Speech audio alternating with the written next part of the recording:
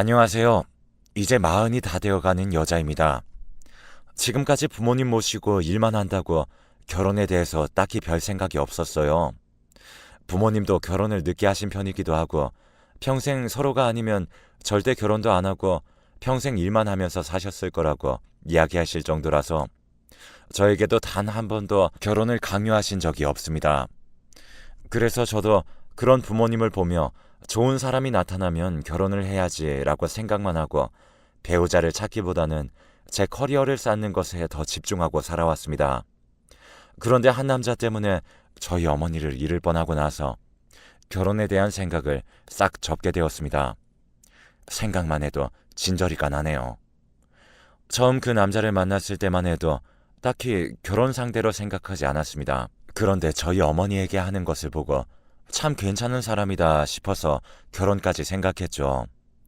저희 부모님은 늦은 나이까지 일에 열중하셨던 만큼 꽤 좋은 직업들을 가지고 계십니다. 아버지는 외교관을 하시다가 조금 이른 퇴직을 하시고 무역회사에서 일하셨고 어머니는 무역학과의 교수셨습니다. 부모님은 모두 끊임없이 자기계발에 몰두하셔서 나이에 비해 높은 자리에 오르실 수 있으셨죠. 심지어 어머니가 한참 대학 교수에 임용되셨을 때에는 여자보다는 남자 교수들이 훨씬 많았고 남성 중심의 사회였으니 어머니 보고 왜 결혼을 안 하냐부터 해서 결혼을 하니 이제 아이도 낳고 키워야 할 테니 언제 그만둘 거냐며 면전에다 대고 아무렇지 않게 사람을 무시하는 일도 다반사였다고 들었습니다. 어머니는 그런 말들을 들을 때마다 어떻게든 버텨내서 자신의 커리어를 더 단단하게 쌓아야겠다고 결심했다고 하셨어요. 그런데 아버지가 그때 당시에 외교관이시다 보니 해외로 나가야 할 일들이 종종 있었습니다. 저를 임신했던 그 당시에도 마찬가지였어요. 어머니는 혼자 있을 수 있다며 제 출산일을 2달 앞둔 시기에 아버지를 안심시키며 걱정 말고 출장을 다녀오라고 하셨고 다녀와도 예정일은 1달이나 남았을 테니 아버지도 미안해하시면서도 결국엔 먼 나라로 떠나셨습니다. 그런데 그 사이에 어머니는 연구실에 있으시다가 갑자기 진통이 와서 급하게 병원으로 갔더니 양수가 터졌었다고 해요. 그래서 응급으로 저를 낳았다고 들었습니다. 아버지도 뒤늦게 그 소식을 들으시고 부랴부랴 한국으로 들어오셨는데 어머니의 모습을 보시고서는 혼자 너무 고생시켜서 미안하다고 눈물을 흘리시면서 그 길로 외교관을 그만두고 무역회사에 꽤 좋은 대우를 받고 이직하셨습니다. 아버지는 그렇게나 자랑스러워하시던 외교관이라는 직업을 포기하실 정도로 어머니를 사랑하셨어요. 제가 자라면서도 늘 부모님이 사랑이 넘치시는 모습과 끊임없이 공부하시고 교양을 쌓으시는 걸 보면서 저도 자연스럽게 부모님처럼 주말이면 다 같이 거실에 둘러앉아 각자 책을 읽고 공부하는 게 일상이었습니다. 그러다 보니 저도 대학교에 들어가고 대학원까지 진학하면서 어머니처럼 교수를 꿈꾸게 되었습니다. 그렇게 논문과 연구에 매달리고 있으니 성인이 된 후로 한 번도 제대로 된 연애는 해보지 못한 채로 30을 넘겼습니다. 다행히 부모님의 머리를 물려받았는지 나이 32살에 정교수라는 자리까지 올라갔습니다. 남들은 제 나이에 아직도 대학교에서 시간 강사로 일을 하거나 다른 정교수들 밑에서 조교수로 일하는 게 다반사인데 심지어 국립대학교의 정교수가 되었다니 앞으로 먹고 살 걱정은 확실히 덜었죠. 하지만 국립대학교다 보니 연구비도 사립대학교보다는 확실히 적었고 몇몇 교수들은 제대로 된 연구를 안 해도 돈이 나오니 딱히 연구에 힘쓰지도 않았습니다. 그러다 보니 제대로 된 성과가 나오지 않으니 연구할 수 있는 돈은 더 줄어갔죠. 저는 그런 모습들에 저라도 제대로 된 연구를 하자 싶어서 제 사비를 들여가면서 더 많은 자료들을 모으고 해외까지 세미나를 참석하기도 했습니다. 확실히 그렇게 하니 연구 성과도 있었고 제가 진행하는 수업의 질도 올라가더라고요. 더 다양한 사례들을 설명해 주다 보니 학생들도 깊이 있는 수업이라며 제 수업에 대한 호평이 자자했습니다. 덕분에 처음에 여자 교수라며 저를 무시하던 나이만 많은 교수들도 점점 저를 인정해주기 시작했습니다.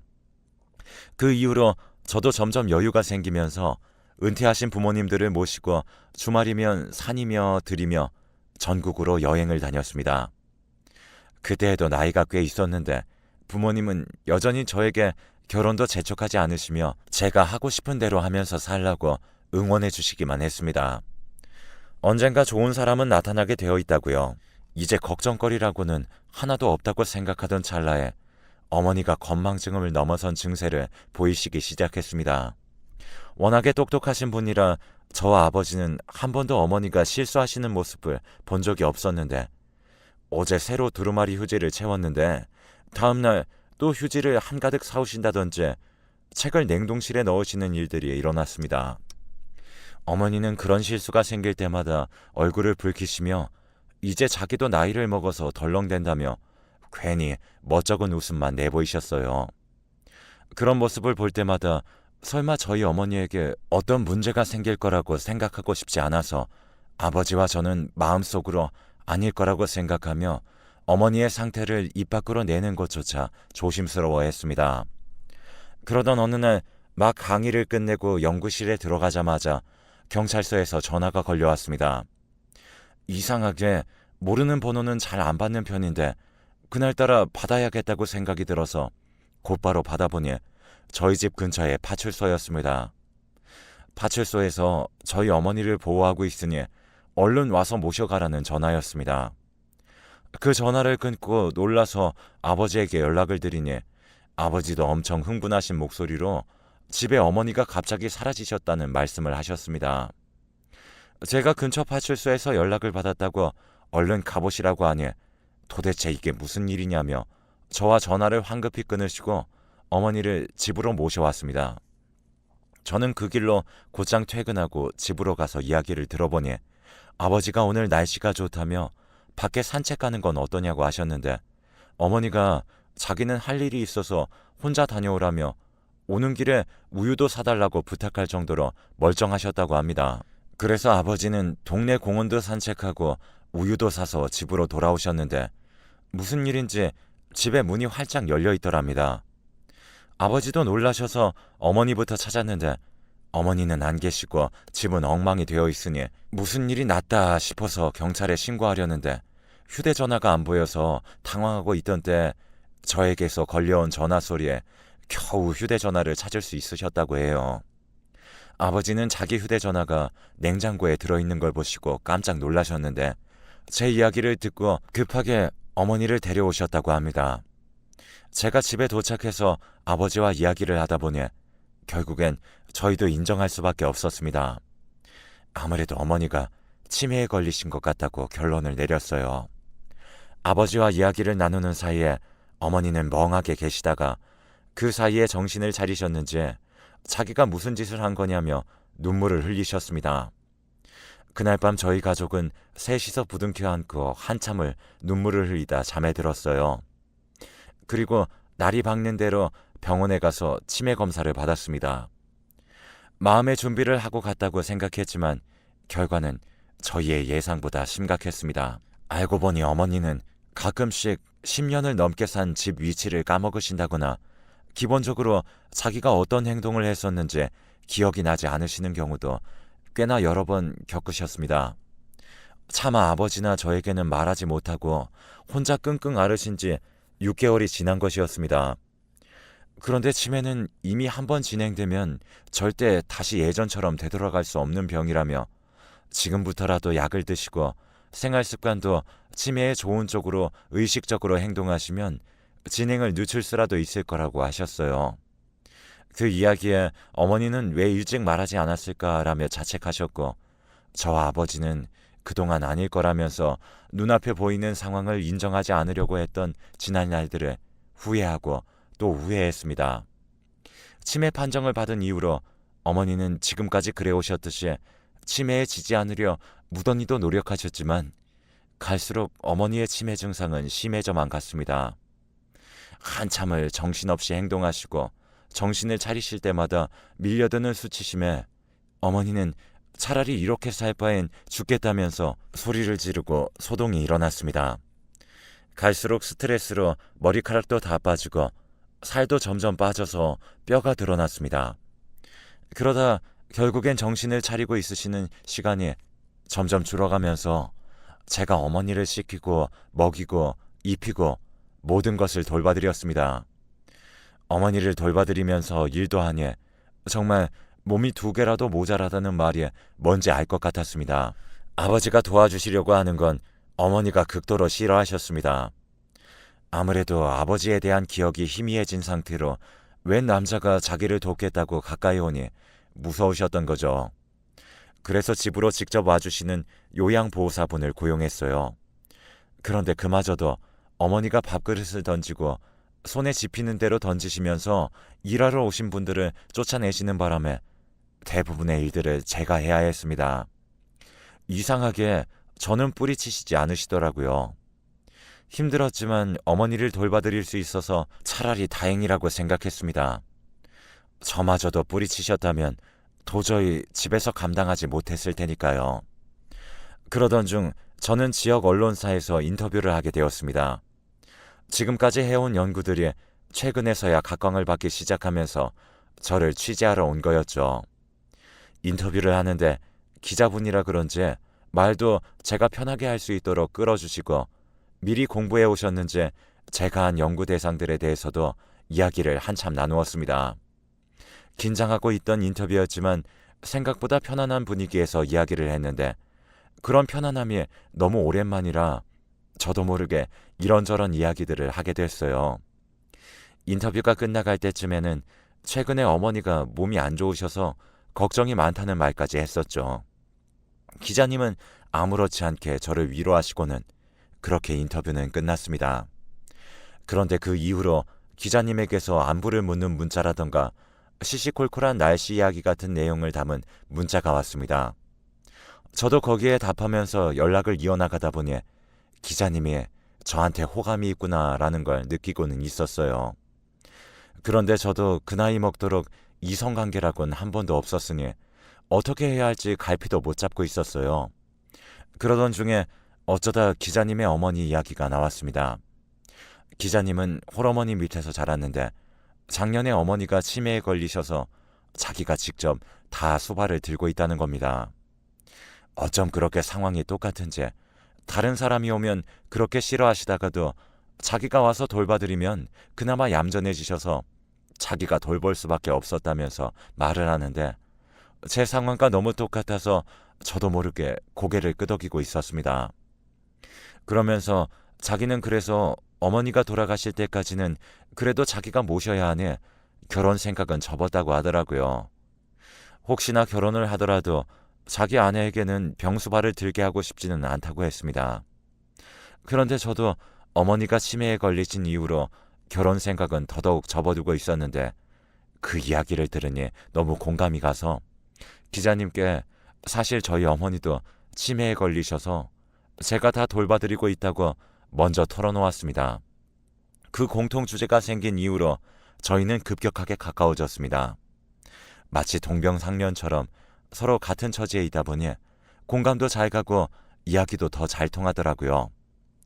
서로 결혼 생각을 하지도 않았다가 각자 부모님을 돌봐드리고 서로를 더 잘 이해할 수 있지 않을까 하는 마음이 생겨나며 결혼을 하는 건 어떠냐는 말이 오갔습니다.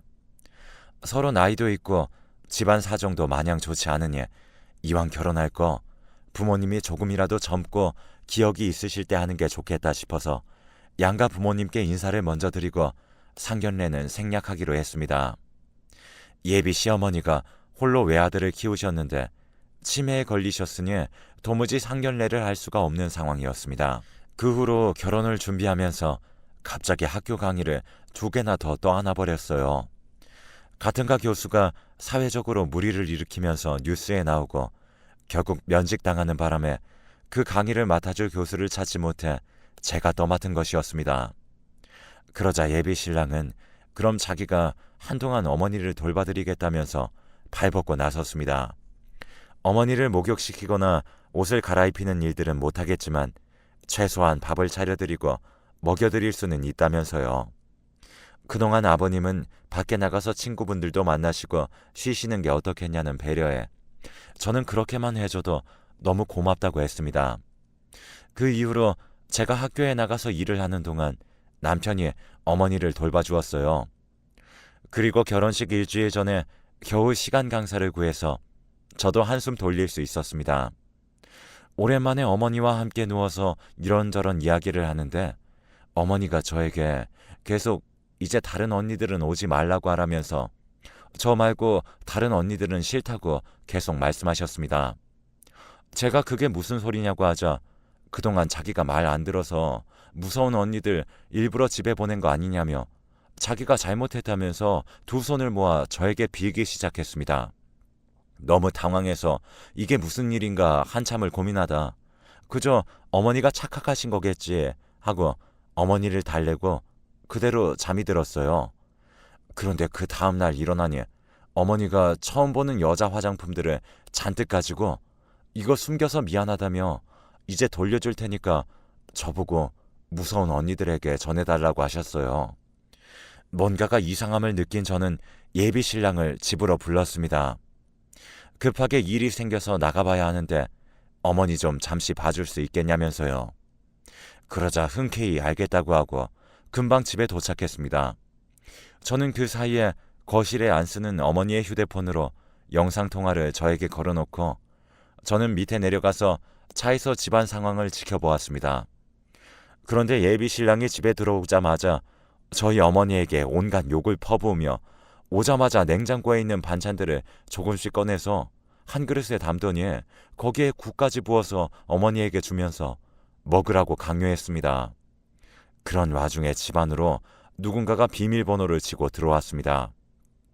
예비 신랑은 처음 보는 나이든 여자에게 엄마라고 불렀습니다. 그러면서 오자마자 저희 어머니가 하고 계신 감나가는 액세서리부터 해서 집의 서랍장들을 뒤지며 보석류들을 자연스럽게 자기 가방에 담았습니다. 그리고서는 저희 어머니에게 어디 가서 말하기만 하면 혼날 줄 알라면서 위협을 하자 어머니는 어제 저에게 그랬듯이 두 손으로 빌면서 때리지만 말라는 말을 하셨습니다. 영상을 보다 화가 머리끝까지 치밀어 오른 저는 집으로 들이닥쳤습니다. 제가 소리를 지르며 뭐 하는 짓거리냐며 들어가자 둘은 그대로 굳어서 저를 보더라고요. 제가 밑에서 카메라로 다 보고 왔다고 지금까지 어머니에게 무슨 짓을 한 거냐며 고래고래 소리를 지르고 있는데 아버지가 집으로 들어오셨습니다. 오랜만에 친구분들과 1박 2일로 여행을 다녀오신 아버지는 집에 들어오시자마자 난장판이 된 집안꼴에 얼굴이 울그락불그락해진 제 모습을 보시고 처음 놀라셨다가 예비 신랑의 엄마라는 사람을 보고 왜 또 여기에 있냐는 듯이 두 번 놀라셨습니다. 알고 보니 예비 신랑의 엄마가 요양보호사로 저희 집에 왔다가 어머니의 손찌검이 심해지자 자기도 못 참겠는지 어머니에게 똑같이 폭력을 휘두르려고 했다가 아버지에게 그 모습이 발각돼서 집에서 쫓겨난 거였어요. 그리고 나서 그 여자는 분했는지 저희 집에서 주워들은 제 신상 정보를 가지고 자기 아들을 이용해서 저에게 접근하도록 만든 겁니다. 마침 집에 돈도 많아 보이니 딱이다 싶었던 거죠. 그래서 그 아들은 일부러 공감대를 만들려고 자기 어머니도 치매에 걸리셨다는 등 제가 겪은 일들을 자기도 경험한 척 저를 이해하는 척 했던 것입니다. 정말 배신감에 손이 부들부들 떨리는 와중에 그 아줌마가 메고 있는 가방을 보니 저희 어머니가 자주 들고 다니시던 가방이었습니다. 그걸 보고 속이 뒤집어져서 바로 그 자리에서 가방을 뺏고 두 사람을 쫓아냈습니다. 결혼식이 당장 일주일도 안 남았지만 바로 결혼식장과 모든 것들을 취소하고 지금까지 저희 집에서 훔쳐간 것들과 그 여자가 무단으로 저희 집에 온 것까지 모두 묶어서 고소했습니다. 남자는 이 일이 회사에 알려지면 좋을 게 없으니 조용히 합의하고 끝내자고 하는 모습에 더 화가 치밀어 올라 명예훼손으로 저도 욕고소를 당하는 것도 개의치 않고 회사에 이런 사기를 쳤었다는 것을 알렸습니다. 그 후로 회사에서 해고당하고 특수절도에다 폭행으로 징역 6개월이 나왔습니다. 고작 6개월이긴 하지만 그 6개월 동안 저는 일을 제대로 갈고 그 사람이 나와서 어딜 가든 따라다니면서 아주 잔인한 사기꾼이라고 모두 말할 작정입니다. 그리고 벌금도 내야 해서 이제 돈이 없으니 명예훼손으로 다시 고소하겠다더니 3달이 지난 지금도 깜깜무소식입니다. 이런 끔찍한 일을 겪은 덕분에 다시는 결혼에 대해서 생각하지 않을 것 같네요. 어머니에게 그런 험한 일을 겪게 한 제 자신이 너무 원망스러워요. 다행히 어머니의 치매도 심해지지 않고 있어서 조금 안도하고 있어요. 혹시나 그런 일을 겪으시고 상태가 안 좋아지시기까지 했다면 저도 죄책감에 버틸 수 없었을 겁니다. 앞으로 부모님에게 더 잘해드리면서 살 생각입니다. 얼마 전에 오랜만에 정신이 돌아오신 어머니가 제 두 손을 꼭 잡고 너무 미안하다며 자기가 정신이 온전치 못해서 제 인생을 망쳐놓은 것 같다며 한참을 눈물만 흘리셨습니다. 그런 어머니를 보니 괜히 부모님 생각한답시고 결혼을 서두르려다가 이상한 사람과 큰일을 치를 뻔했다는 것만 떠올리면 눈앞이 아찔합니다. 부모님이 제일 바라시는 건 제가 행복한 거였더라고요. 그래서 저는 앞으로 행복하게 부모님과 오손도손 잘 살아볼 생각입니다. 여러분들도 행복하세요.